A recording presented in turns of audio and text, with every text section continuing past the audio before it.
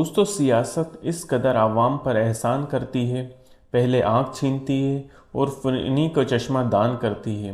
लेकिन आज सियासत पर बात करने से पहले बात नरेंद्र मोदी की चुप्पी की करेंगे। और इस चुप्पी को समझने के लिए आपको मनमोहन सिंह को याद करना पड़ेगा। वो मनमोहन सिंह जिन्होंने 10 साल तक देश ने मौन मनमोहन सिंह कहकर मजाक उड़ाया, क्योंकि वो 2G घोटाले पे खामोश थे, कोयला घोटाले पे खामोश थे, कॉमनवेल्थ पे खामोश थे, हर बड़े मसलों पे खामोश थे। और तब सारा देश कहता था कि प्रधानमंत्री बोलते नहीं। आज हम और आप 2026 में हैं, लेकिन सवाल वही है, बस नाम बदला है। और आज भी जनता पूछ रही है कि मोदी जी, आप चुप क्यों हैं। ये सवाल बड़ा दिलचस्प है, क्योंकि आज सड़क से लेकर संसद तक जो कुछ दिखा वो 50 साल में नहीं दिखा था। आज अफरा तफरी चारों तरफ थी, लाठी चार्ज हो रहा था, छात्र लाठियां खा रहे थे, पुलिस वाले भी चोटिल हो रहे थे, भीड़ में पत्थर चल रहे थे, बैरिकेडिंग टूट रही थी। नेपाल, बांग्लादेश, श्रीलंका में जो कुछ हुआ था उसकी झलकियां दिखाई पड़ रही थी। मेट्रो से लेकर सड़क तक अफरा तफरी थी। और ऐसा लग रहा था कि आज फिर से ये जनता को एहसास हुआ है कि संसद का रास्ता जो है वह सड़क से होके जाता है। और जो तस्वीरें आई वह ऐतिहासिक थी। वह यह बता रही थी कि नई संसद की दीवारें भले ही ऊंची बनाई गई हैं, लेकिन इतनी भी ऊंची ठीक नहीं कि आवाज़ें ना पहुँचे। इमारत नई हो सकती है, लेकिन सवाल वही पुराने हैं कि जनता से संसद है, और संसद जनता से ऊंची ना हो जाए कि वह सुन ना पाए। और अगर नहीं सुन पा रही तो फिर क्या शोर मचाना ज़रूरी है? और क्या वह शोर जानबूझकर नहीं सुना गया, या जानबूझकर अनसुना कर दिया गया, या वो आवाज़ें पहुंची नहीं क्योंकि सड़क पर गुस्सा था? प्रधानमंत्री को पता था, प्रधानमंत्री सांसद में थे, लेकिन इस तस्वीर पर बोलने की जगह वह राहुल गांधी की उम्र का मजाक उड़ाकर चले गए।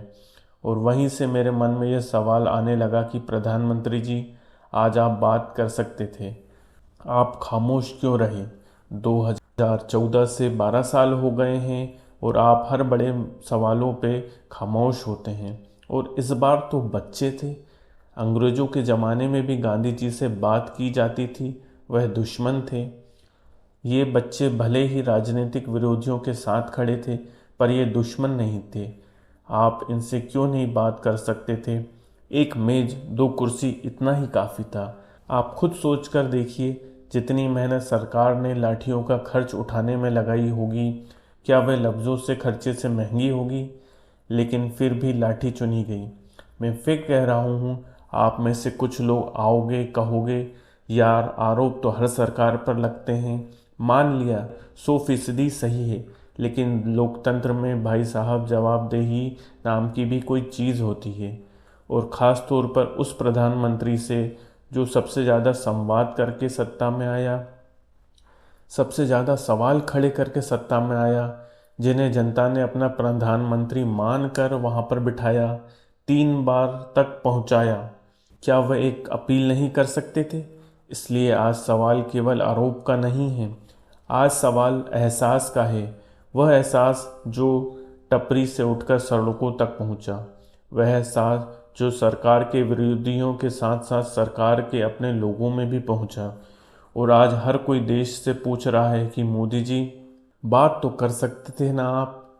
इसमें क्या ऐसा था? इतने सारे लोगों का खून बहा, कितने लोग घायल हुए, कितना नुकसान हुआ।